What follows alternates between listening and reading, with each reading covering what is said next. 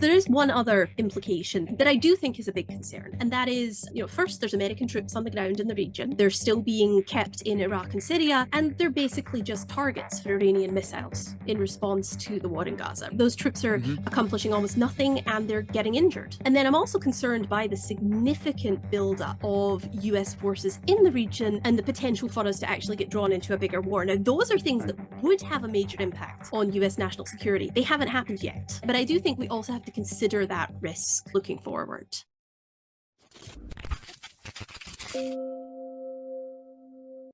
Hi, Emma. Hey, Bob. How you doing? Not too bad. Yeah, yourself? Exactly the same, I would say. Not complaining at any rate. Let me introduce us. I'm Robert Wright, publisher of the Nonzero newsletter. This is the Nonzero podcast. You're Emma Ashford. You are now at the Stimson Center, unless I'm a little late with that, but I think you're still there, right? I am, yep. Stimson, like the former Secretary of State. Henry. Yep.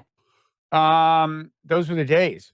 We're going to talk about that, our discontents with current foreign policy. So you are a senior fellow with the Reimagining U.S. Grand Strategy program at the Stimson Center and a fellow at the Modern War Institute at West Point. And you teach at the Security Studies program at Georgetown University.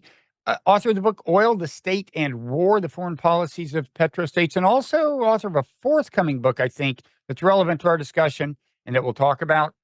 So, as I just suggested, one thing you and I share is that we have a discontent to some extent with current and recent U.S. foreign policy, and possibly not so recent foreign policy.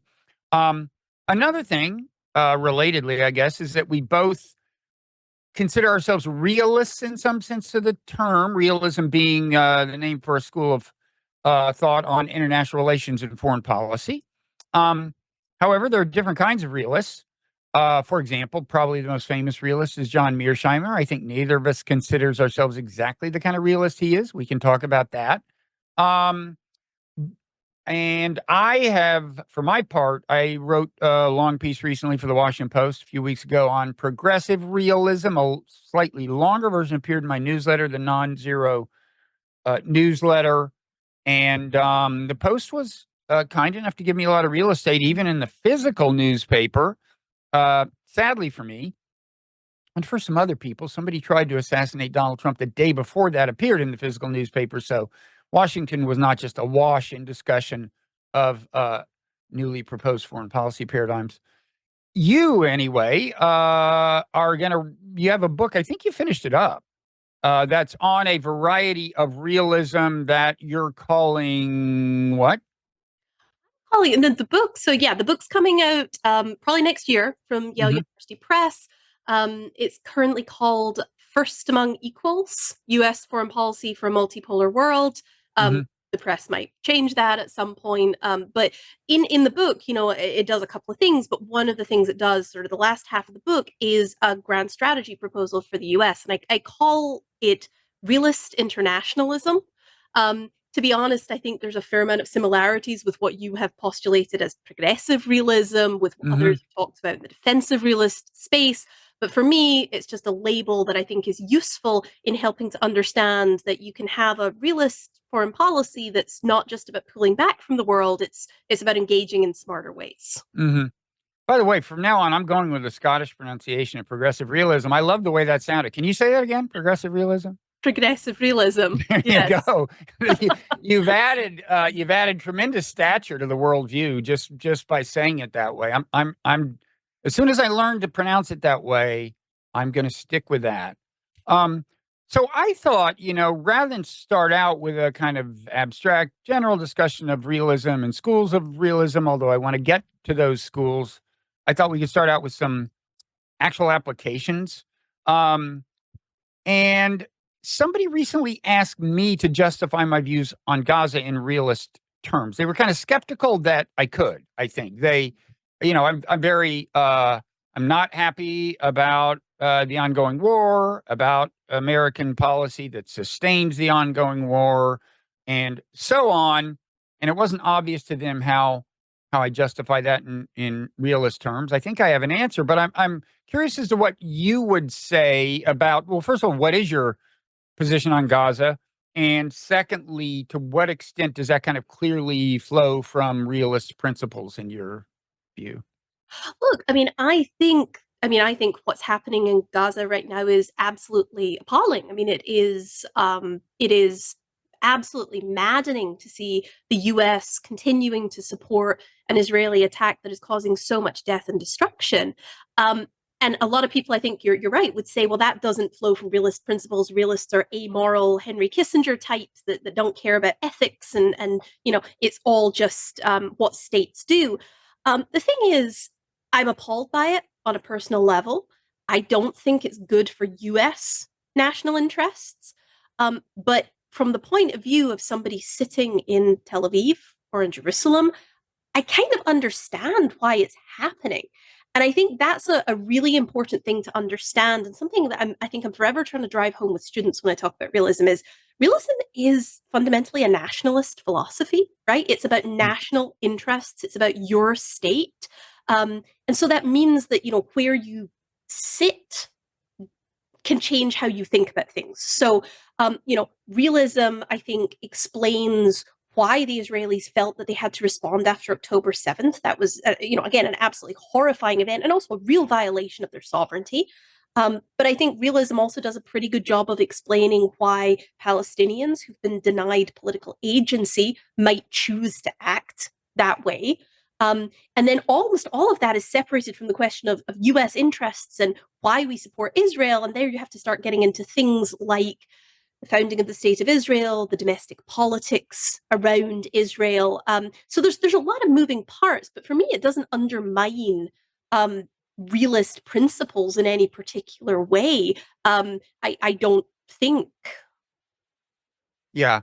And I think we've already gotten to some points where different schools of realism will take different views. For example, in the extent of emphasis on how domestic political considerations shape foreign policy. In fact, two famous realists, one of them Mearsheimer, the other Steve Walt, co-authored a book called The Israel Lobby, famously, talking about the influence of the lobby, as they broadly defined it, on U.S. foreign policy. And, there were people who said, wait a second, if you're the kind of realist I thought you were, you should think that actually domestic political considerations aren't that important because I guess both of them are structural realists. We'll get into all this, but and then other people said, well, this is why it got their attention whenever they see a foreign policy being kind of conducted by a country seemingly not in its interests, which is, I think, the way they saw the U.S. Middle East policy. There must be a special explanation because their boilerplate, kind of baseline version of structural realism starts out by viewing nation states as these kind of like rational actors pursuing the national interest in this kind of game theoretical way, right? Is that fair? Yeah, I think that's fair to say. I mean, so I guess let me caveat right up front. I think one of the problems is realism is about as ecumenical a theory as you can think of, right? It's like saying that Christianity is all one thing, right? When it includes everyone from Catholics on the one side to the Unitarians, right? It's realism is many, many theories, and it means many different things to many people. They all come from a similar place, similar ideas about how states interact and when states feel threatened and what is important in the world, but they all interpret them different ways. So that's kind of my Mhm. big caveat. You're right on the structural question, right? And this is actually one of the problems with what's known as structural realism. It's a big picture theory of international relations that basically talks about how states interact with one another like they're, billiard balls bouncing off one another in the international system, and they're all the same except in power. And quite frankly, that's great. It doesn't actually explain anything. It doesn't actually get you to what causes conflict or how you explain the events that have actually happened in the past. It's very general, and so you basically have to add something. to make it work in practice. And that's, I think, where, a lot of realists start to get into trouble, right? Because people argue, well, you don't really have a theory if you have to add things to make it work. Hmm. As you point out, sometimes the very abstract theories, like what Mearsheimer have, don't lend themselves to some of their other work that talk about domestic politics because they're adding that into the mix. So it's a challenge, I think, for realists to have these very abstract structural theories, and then actually start talking about the real world, which is, as we all know, is very complicated. Hmm. And when I've asked John Mearsheimer about this, he says, well, of course, when my theory is simple in structure, the way I look at the motivation of nation states, of course, it doesn't capture all the complexity. On the other hand, there's some virtue in having a simple theory. I mean, he would say beyond a certain point, if you keep adding epicycles, you've really diminished kind of almost the academic stature of the theory. And he would say he thinks his theory does a perfectly good job of explaining, in particular, the invasion of Ukraine. He says he predicted just on first principles years ago that if we kept moving in the direction of NATO expansion and talking about including Ukraine and moving that direction, and then of course we started sending weapons in and so on. He said Ukraine's going to get wrecked. I mean, Putin's not going to put up with this. Uh, he seems to have been more or less right. Now, I don't personally think that's a rich enough explanation for Putin's motivation. But then again, I'm not a structural realist. But anyway, so he you take his point to some extent, I guess. I mean, there is this kind of trade-off. There's virtue in theoretical simplicity, but you would just say, I guess, that your batting average isn't going to be high enough if you just stick with the national interest of states in this game theoretical way as the kind of motivating factor. I mean, look, I think this is why there are so many different variants of realism, is because everybody kind of comes out of the woodwork and starts adding different things to try and make the theory work just a little bit better in reality. Hmm. And I do agree that there is definitely value in a simple, clear theory that you can understand. But some of those distinctions, the different things that different versions of realism pull out to explain, why conflict happened, those have significant, I mean, massive implications for how you actually do policy. So, Hmm. for example, I do tend to agree with John Mearsheimer that, a big part of how we got to the war in Ukraine was a kind of a security dilemma situation, right? That Russia felt threatened by NATO expansion. There were other factors at play for sure, but that's what ended up causing the current war. But some realists might argue that, Russia was always this revisionist actor. They were out to seize as much territory as they could. And it's actually because the West didn't deter Russia enough that we ended up in this conflict. You can get to both of those from realist principles, from that very basic, simple theory. So I do think you need more than just the basics if you're going to have a coherent theory of how to operate in the world. Yeah, and I mean, I would add Putin's psychology, and I guess that puts me. I don't know. You can tell me after I'm done, but closer to kind of a classical realist. But I think on the one hand, you could argue that just from a point of view of national security, he was being no more aggressive than, say, the U.S. has been in defining its legitimate national security interests. It has felt threatened by and reacted violently toward, either overtly or covertly, a number of threats that, in retrospect, don't really seem to have been very, very grave from the point of view of America's actual national security. We've done that a lot. So I think, you mentioned the security dilemma where, you know, actors are, state leaders are inclined to view things as threatening, even when they're ambiguous. And that, like, NATO expansion might not be a threat, but can he afford to pretend it couldn't set the stage for a real threat? I mean, there's two things that can happen. They can misread the intention, and that's what the average American would say. We meant no harm. He misread our intention if they thought that he was reacting to uh, his perception of our intention. But then they can also say, Putin could also just say, "Look, I'm not saying you plan to harm us now, but we just can't let Ukraine become a stage for future aggression should some other president want to do that. So, there is that. Once you consider that, what you call, the security dilemma is the technical term. Um, a lot of things start looking like national security threats. And I think that is a big part of the story. In Putin's case, I would add, you know, his psychology, and to some extent, it's just human psychology. People want respect. They want the respect they think they deserve. I think Putin thought for a long time he had not been getting it. Russia had not been getting it, and he had not been getting it. And he tends to conflate the two. And I think there were a lot of things like that going on. He's getting to an age where he's starting to think about legacy. Would he like to be known as the person who restored the Russian bounds to the rightful extent, whatever? So I think it's really complicated, but it's almost overdetermined. I mean, in my view, it should be so unsurprising that eventually he lashed out. But that's not a mainstream view in the establishment, right? I mean, I think probably not in Washington. I do think you'd find more support from it among academics who study international relations, at least for some of it, or that it played some role. Hmm. You won't find many folks making, I mean, Mearsheimer's clearly making the strong version of that hypothesis, right? It is the version that this was the cause and the only cause. And as you're saying, there's a lot of other things going on. I think many people in the academy would accept that version of it.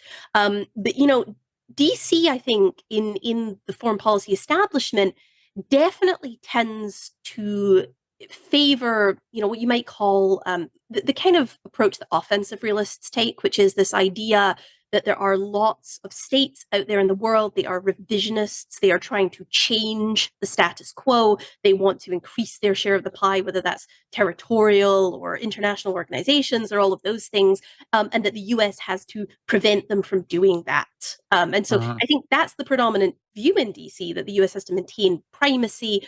And where I sit, I think, is there's also this defensive realist side of things, which actually says, well, most states aren't revisionist. Sometimes there's a bad actor, but mostly wars tend to be more about miscalculations, about interests that just can't be resolved, like the question Hmm. of whether Ukraine goes into NATO. And that actually it's fairly hard to conquer a bunch of territory and change the world. Hmm. So is the idea that offensive realists, and I gather both offensive and defensive realists are subsets of structural realists. I mean, I know that both Mearsheimer and Walt, uh, not to be confused with Waltz, another famous realist, but we won't go there, are considered structural realists. John is more of an offensive one, Steve more of a defensive one. And is the idea there that a defensive realist sees nations as basically just keeping themselves secure, perhaps in a particularly vigilant way, and even with an expansive conception, maybe of what it takes to be secure. But still, that's the idea: is they want to be secure. Whereas offensive realists think, a great power always wants more power. Is actually a little more fundamental than that. It's about what you think creates security. So Hmm. for offensive realists, the main way that states actually seek security is expanding, right? Hmm. Is taking as much territory as they can, pushing as far out as they can before it becomes really costly. And that's how you protect yourself. You become, at a minimum, a regional hegemon, right? So I think there's a debate about whether global hegemony is even possible, but you become a regional hegemon, and that makes you secure because no one can challenge you. That's the offensive realist version of things. In the defensive model, as you say, it's much more about states, generally think they're fairly secure. Defensive realists are much more inclined to think that states will balance together against threats, right? When a threat arises, they're more likely to think that conquest doesn't really pay, right? So it's very costly to conquer another country. So maybe it doesn't pay to go out and just try and seek more and more territory. Um, so I think at its root, it's about the theory of, do you, as a state, seek security by, invading, expanding, gaining more power, or do you become secure by husbanding your resources and trying to cooperate with other states where possible, and preventing the rise of states that could really threaten you? Hmm. So, is there? realism, like some other foreign policy schools, it is both descriptive and prescriptive. It's a theory about why nations do what they do, but it also is seen as by the people who hold it as having policy implications. I'm wondering if you think there's ever a conflation of those two. I mean, I think I've said to John Mearsheimer, like, it's almost as if, because he is a China hawk, right? So on the one hand, he sees China as, pursuing a pretty large sphere of influence and power projection.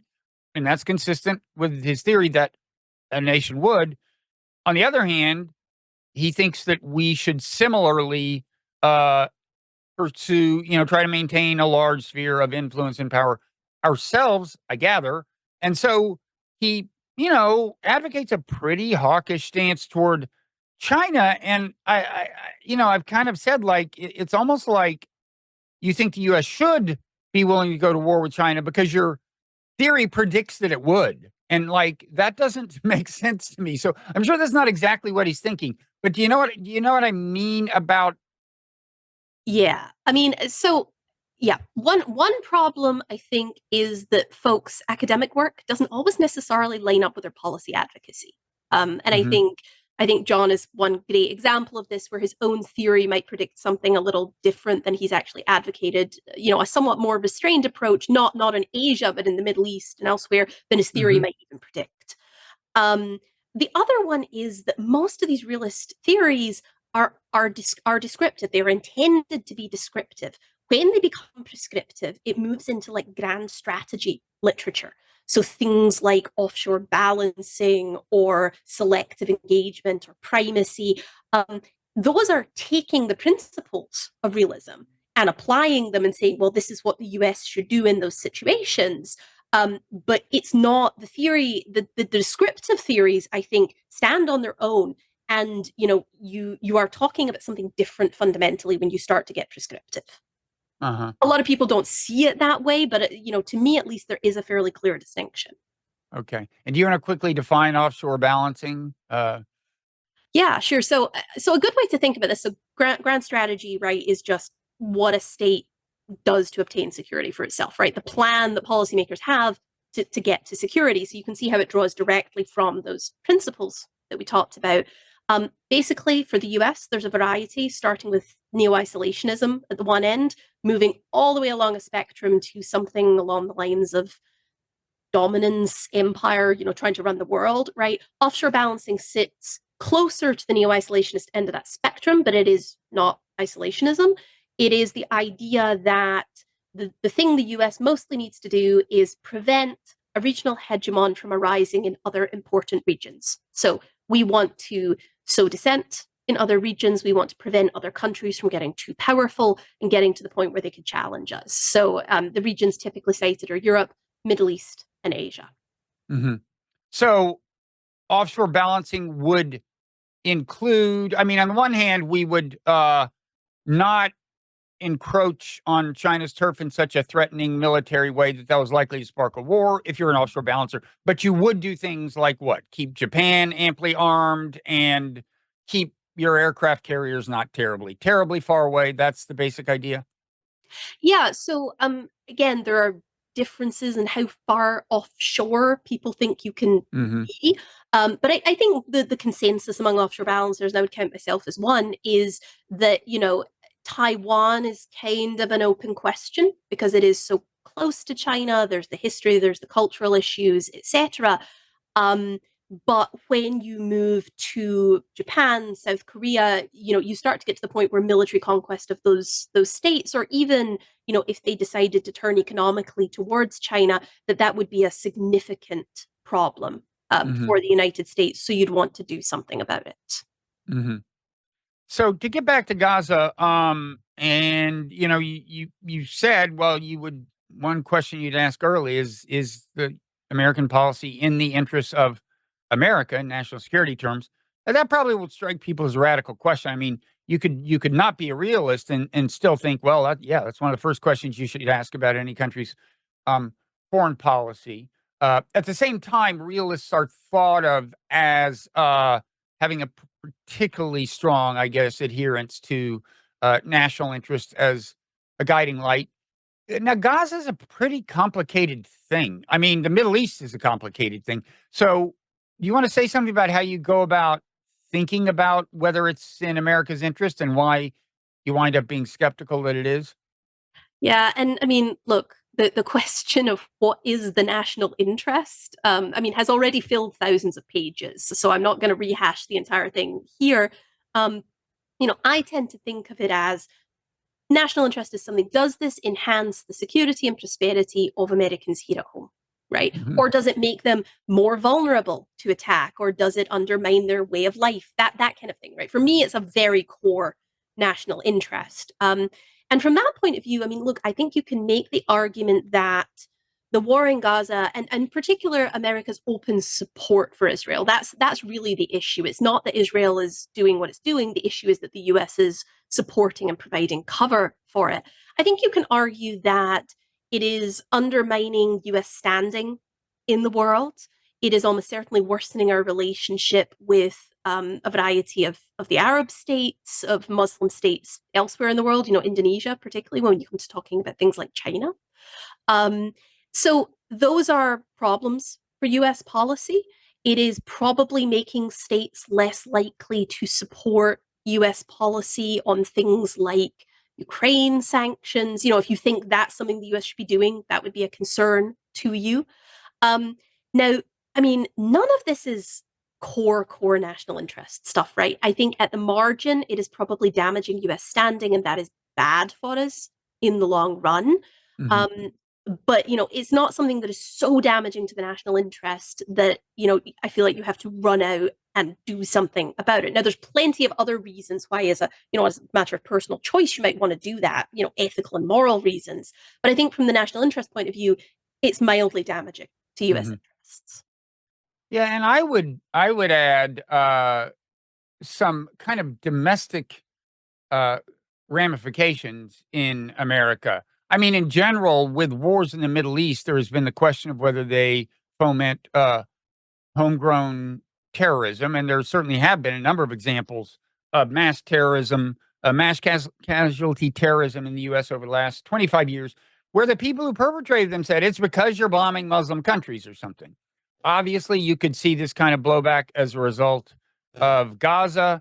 Um, and more generally, there's just a lot of conflict and tension in the U.S. that I think is not healthy. You had like a UCLA open conflict between pro-Israel counter demonstrators and pro-Palestine demonstrators. And the longer the war in Gaza goes on, the more likely, the more the ground remains fertile for things like that. And these are bad things. And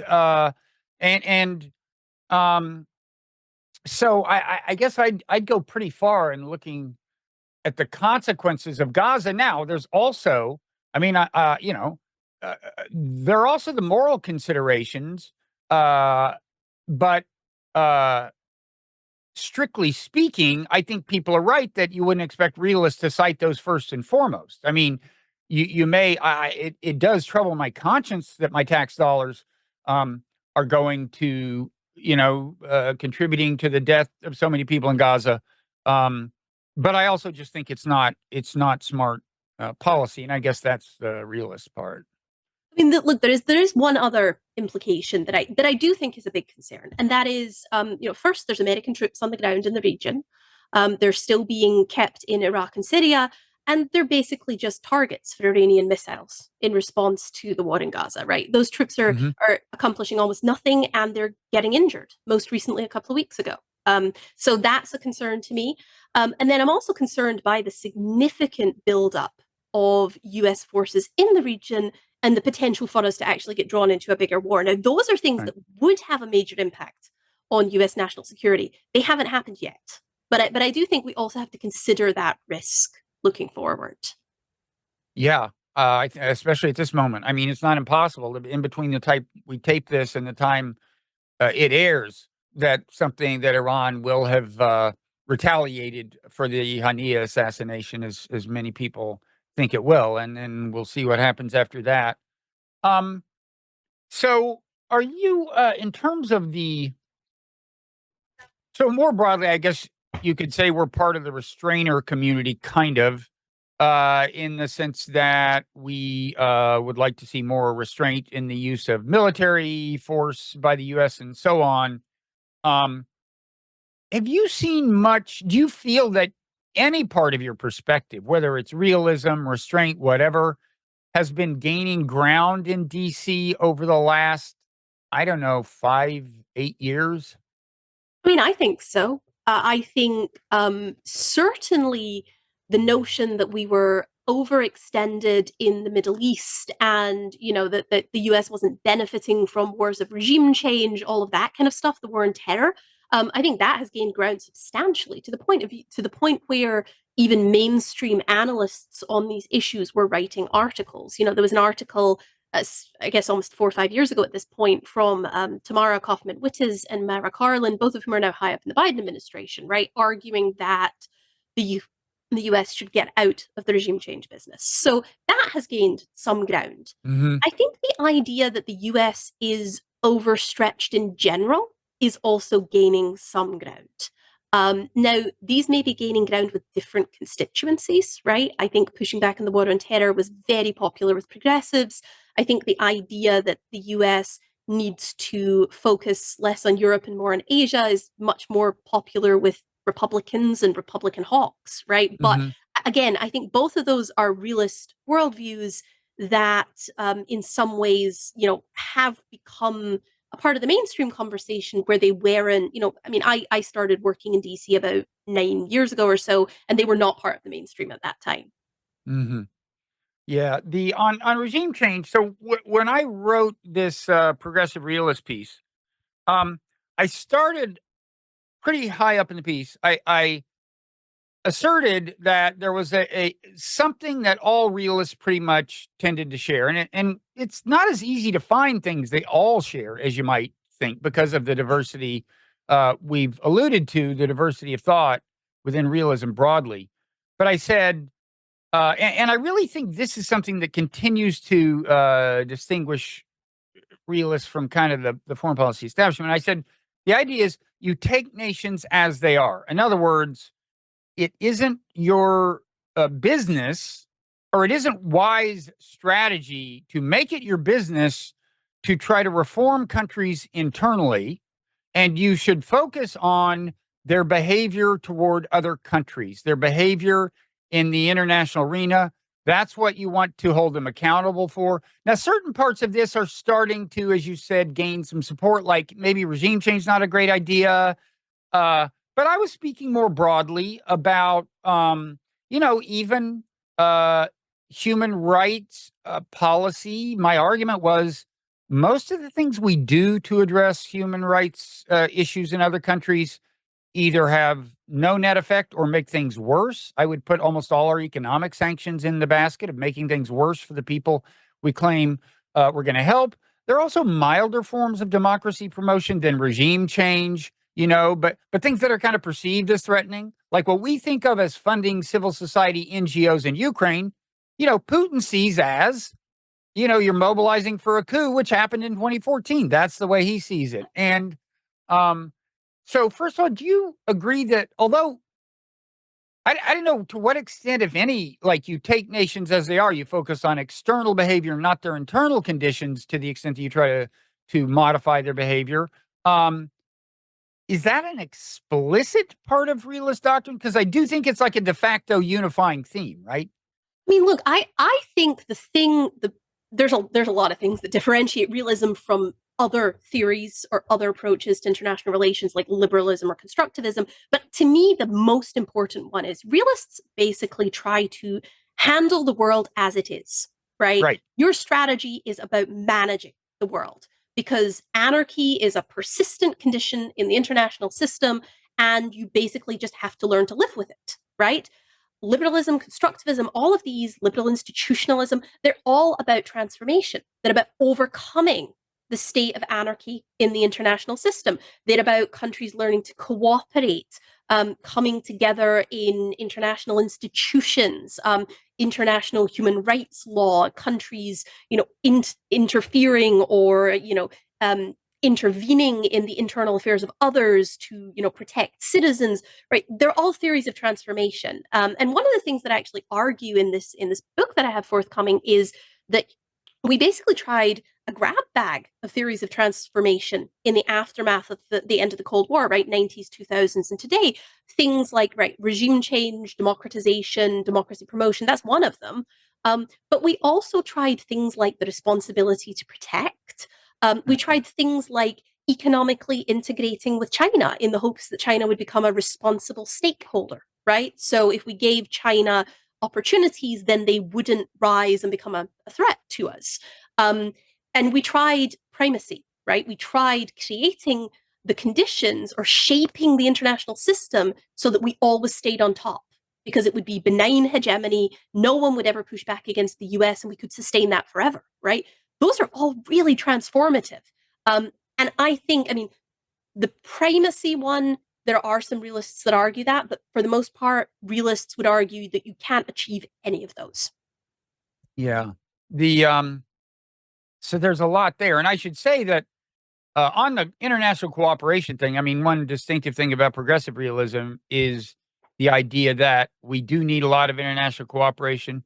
We're going to need more as time goes on, not because we should get more and more mushily idealistic, but because serving the national interest will call for more of that as there are more non-zero sum dynamics among nations. I mean, a number of non-zero sum games have arisen in the fairly recent past. I mean, climate change, uh, the prospect of nuclear war, since that's lose lose if you have it, and win win if you don't. Um, and I would argue there are a lot of these, an inherently growing number of them, that AI makes relations more non zero sum and various kinds of threats. Well, pandemics, including the possibility of an intentionally engineered pandemic. That didn't happen last time around, but it could, and so on. So that this is one thing I think is distinctive about progressive realism is it doesn't let go of the idea that national interest should be your guiding light. It just says for national interest to be realized, you are going to need more in the way of internationally cooperative structures, even to the point of getting to something you could call international governance. Now, how much, if any, sympathy does your variant of realism have for that? I would say that there may be some folks that call themselves realists that think that international governance is going to emerge someday. This was the goal of the original classical realists, actually. If you go back and you look at people like Yeah. E.H. Carr or Morgenthau, Hmm. they did think that maybe someday world governance could emerge. That I would say is not a mainstream idea anymore, hasn't been for a very long time. Um, I think international institutions are interesting and important, but what you think they are meant to do is the key question, right? Are they meant to lower transaction costs, help states cooperate with one another where they have aims in common, solve global problems to the extent that that is possible by working together? For me, that's a perfectly fine thing for international institutions to do. I think that's a good idea. That was originally what FDR thought the United Nations was going to do, right? It was going to be the four horsemen. It was going to be the big powers, the US, the Soviet Union, the UK. They were going to help to determine what happened and they were going to coordinate and prevent, another big war. That's not at all how we think about international institutions today, though. We think about them as places to punish states that go awry, right? We think about them as ways to sanction Iran for testing a different kind of missile. And the minute you start to do that, and you start to get into the security choices of individual states, whether or not you like them, I would argue that those institutions become relatively useless. Well, I wouldn't say that's the way everyone thinks of them. And first of all, to add something to the way everyone thinks of them, I mean, if by everyone we mean kind of the blob. I think it's common to think of international institutions as punishing nations. First of all, as you said, for uh, security decisions that they don't like Iran developing not just nuclear weapons, but even in some conceptions of what the next version of the Iran deal should have been, certain kinds of ballistic missiles Mhm. and so on. And, you know, I guess I'd Well, I would divide those two. I mean, to get back to FDR, I think, um, in a way, I was on the same page as him because I think the imperative he felt to create something like the UN had something to do with the existence of nuclear weapons. That was certainly a Mm, big part of the driving force behind support for kind of one worldism, global governance at the time. And I think he was right. He was basically saying, look, we can't afford another true world war because for one thing, last one was horrible, and it only included two nukes. But the next one will be much worse. I think that's exactly right, and I would just again say that there are more and more problems with that kind of logic. I mean, you said, well, you can favor cooperation when it's in the, when states have a common interest in cooperating. That's all I'm talking about. That's what a non-zero sum game is. I'm just saying, in an age when increasingly you're going to be able to make a bioweapon in anybody's basement. I mean, that's a slight caricature, but in more and more places. Um, and various other things are going on, uh, the logic is going to get stronger behind, because no, Nate, you can't address certain problems at a national level. You can't address climate change at a merely national level, and so on. So that's the logic behind progressive realism: is that the pursuit of national interest increasingly calls for intermediating cooperative structures that are sufficiently institutional in nature that you can talk about international governance. I mean, there already is international governance of various kinds. Back when the WTO was still functioning 12 years ago, that was a form. But and the nuclear non-proliferation treaty, most people would say, has had some success. But anyway, uh that's the logic. As you said, Hans Morgenthau, one of the original kind of classical realists, was kind of on board with that logic, I think. Yeah. I mean, look, I think the JCPOA was actually a really good version of this model, right? The Obama administration, the Bush administration previously to them, they didn't just go in with unilateral sanctions and say, Iran, stop it. They brought together an international coalition, again, of the big powers, China, Mhm. Russia, etc. Because if you did not get those countries on board with the sanctions related to nuclear weapons, which everybody, all those countries had an interest in Iran not developing nuclear weapons. So you get them all to put on sanctions, and that's what actually brings Iran to the negotiating table. So for me, that is exactly the kind of internationalism that we should be looking for. The problem is that I actually, in some ways, think the pendulum has almost swung away from that because of the tensions inherent in, if you acknowledge that international institutions or organizations, that there has to be some power dimension, that you have Mhm. to talk to unpleasant actors, that some states' interests might end up counting for more than others. So, for Mhm. example, maybe small states don't get as much of a say. That's a very controversial idea, and I think it's something that we've really seen play out in the discussions over Ukraine. Right? Is NATO a military alliance where the members get to decide if Ukraine joins, or is NATO some pro-democracy organization that any country has a right to join? When you start to get into those considerations, it's much more difficult, I think, to make the argument for international institutions. Yeah, I mean, it gets partly at the definition of liberal internationalism, which is, a view that many people in the foreign policy establishment would say they hold or have said they hold. Um, and it has kind of potentially two meanings. The phrase is associated with John Eikenberry. I had him on the podcast a long time ago, this political science at Princeton. I said, well, does the liberal part mean you're trying to foster like liberal relations among nations? Like, they engage in commerce and they have certain kinds of respected sovereignties and whatever else you mean by that. Or are you trying to cultivate liberalism within nations, meaning you expect them to move toward liberal democracy and blah, blah, blah? And he said, well, you can kind of look at it either way. And I guess he's just talking about the actual usage of the term. it's used both ways. But I mean, that's like a fatal. I mean, for a term to be coherent, you got to be clear on that because those are such radically different policies implied, right? Yeah, and I mean, it comes back to one of the basic building blocks of the international system. I mean, for hundreds and hundreds of years at this point, is the norm of sovereignty, right? Mm-hmm. The idea that states are inviolable in their sovereignty, right? Maybe parts of their territory can be conquered, but what happens inside a state is that state's business. And that, there have been plenty of attempts to change that. We saw it there's a really good book that Dan Nexon at Georgetown wrote about, the Protestant Reformation traveling across Europe and how states, reacted to that because that was inside the state and states were trying to interfere in one another's business.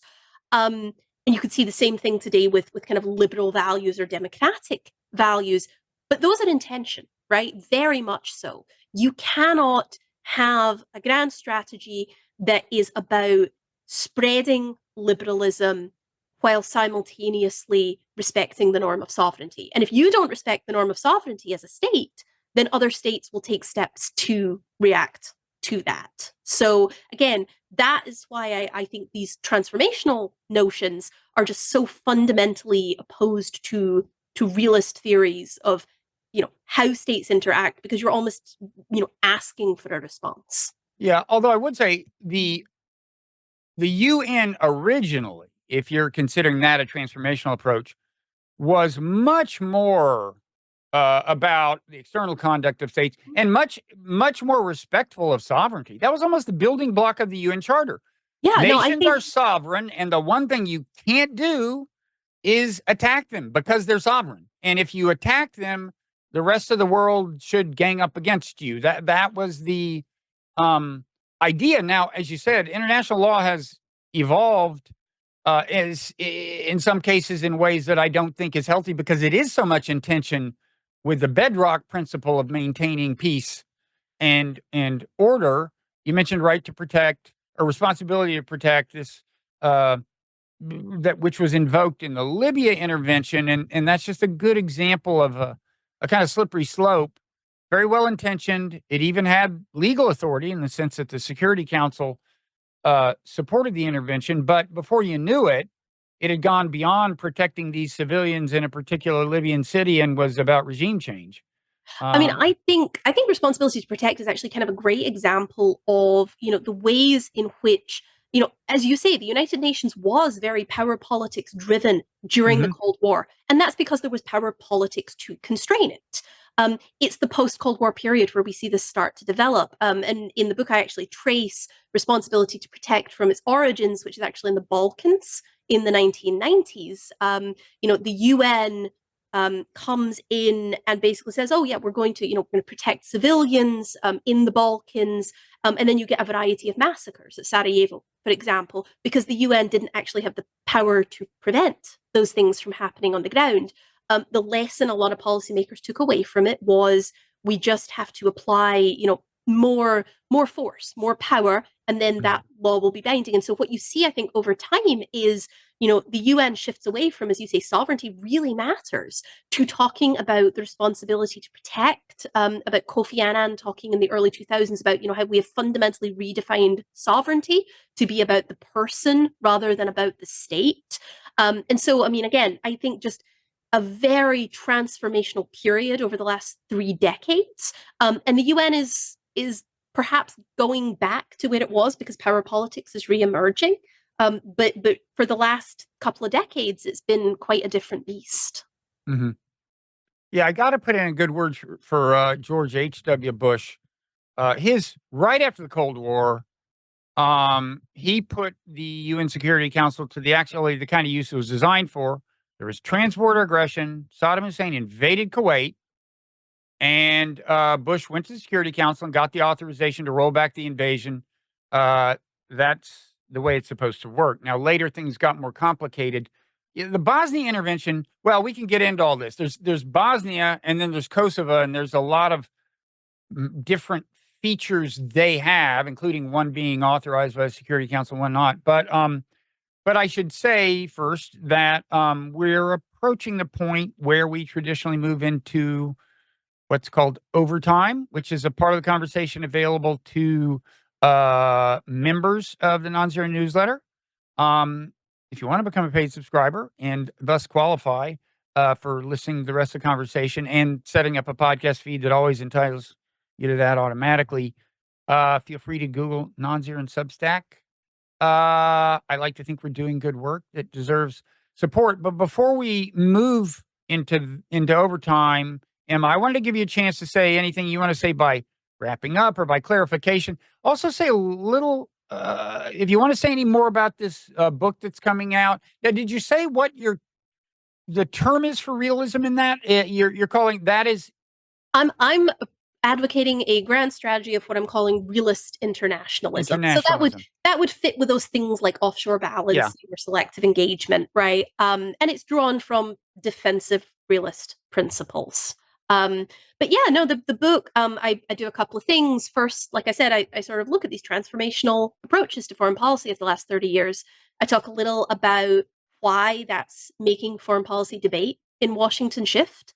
I talk a little about the way power is shifting in the international environment, why that matters, and Hmm. then basically lay out, here is what a more realist approach to U.S. foreign policy might look like. So, my basic plug for realism as the bedrock of US foreign policy is that even if you consider it broadly, ecumenically, even if you throw out basically everything I've said about all these different variants of realism, that there is significant value to a pragmatic approach to managing the world rather than something that tries to transform it.